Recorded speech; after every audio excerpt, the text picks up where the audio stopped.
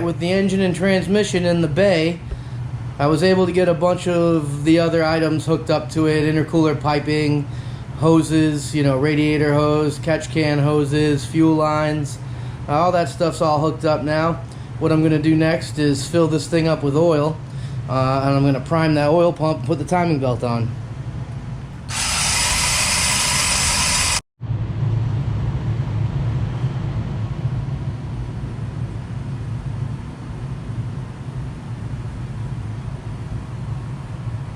Next up is putting together a new lower intercooler pipe, the hot pipe. Comes off the turbo right there, comes around here to the intercooler inlet, which is right there. So it's a simple 90-degree pipe. I bought this basic aluminum 90-degree mandrel with these two legs on it. Got the chop saw, cut that off, clean this up a little bit. And then what I'll have is this intercooler pipe with this coupler off the turbo and this coupler to the intercooler. Got some clamps. I just got to roll a bead on here, and I'm going to powder coat this pipe black to match the rest. And just like that, I have a beaded pipe. Alright, so after spraying a little bit of the secret weapon on these couplers, these T-bolt clamps, getting them tight, it wasn't super easy. I wanted to video the whole process, but I had some trouble with it. So here it is installed with hairspray on it, so it's basically glued together. Hopefully it holds up well. Alright, so I got a little issue under here. It's probably a good thing because I didn't get any video of changing the differential out, putting the quaif in here instead of the welded OEM diff. So I didn't get a shot of what that looks like in here. So you can take a look. Right here you can see the quaif diff in there, speedometer, gears in there, and you can see that Kigley Racing billet diff saddle. The problem I'm having is I had an oil leak down here, transmission fluid leak. With this cover on here, I guess that gasket's just old and crusty, and after changing out that differential, it didn't want to seal.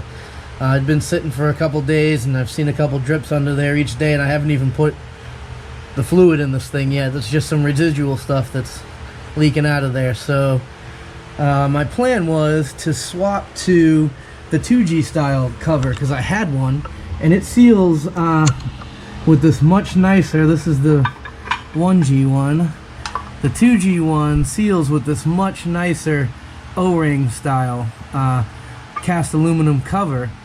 So I thought I might be able to just swap this on, and hopefully this O-ring would be good enough to seal rather than this crusty old gasket over here.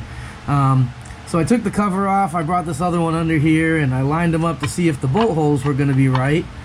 And most of them look like they're close, but you can see right here, this one is definitely not lining up. We have an issue here on this one right here as well. So it's just not gonna fit. So I looked around for one of these gaskets when I first saw it drip, and I didn't find anything. So I think what I'm gonna do is just scrape this gasket off of here and clean this thing up, clean this surface up here up real good, and I'm just gonna use the same stuff I use in my oil pan, this black RTV right here, and hopefully I don't have to open this thing up again, because that's going to be a pain to work with. But it shouldn't leak, and that's what I want. That's what we have now. I put a bead of sealant around there and put this thing on there. You can see it kind of squeezing it out a little bit right there. I've let it set for a while. I'm going to go ahead and put like a quarter turn on each of these bolts and let it sit for an hour or so before I snug them up where I want them. So I went with the quaif diff instead of the welded diff. And I went with the 27 spline quaif diff instead of the 25. The 27 spline axle inners are just stronger than the 25s. I figured that was the best place to start. I want the strongest axle solution I can come up with. So that's the diff I have in there. It's been a lot of work trying to find axles that fit in this car with that differential. After looking all over the place, checking with everybody I know, checking junkyards, you know, I've been through it all. I ended up finding a driver's side axle, which would be the long axle on this thing. It's a 1G B axle, so it has a 27 spline inner, and it's the proper length for a 1G. I couldn't find a short axle anywhere. I finally looked through the pile of axles I have, and I had a 2G axle that had a 27 spline inner on it, but according to Rock Auto, it's about 3/4 of an inch too long. It's 3/4 of an inch longer than a 1G axle. I tested the inner spline, I tested the outer spline, I went ahead and threw the axle in there and bolted everything up, and it seems fine. I think it's going to work there.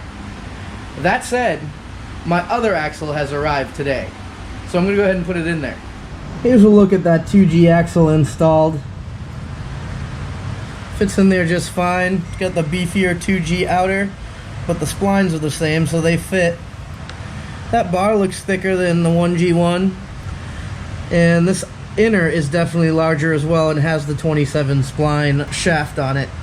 I don't know if you can see there, but it also has the little tabs on the outer that make it easier to get this axle out of an automatic transmission, so that's a bonus. We'll see how it holds up.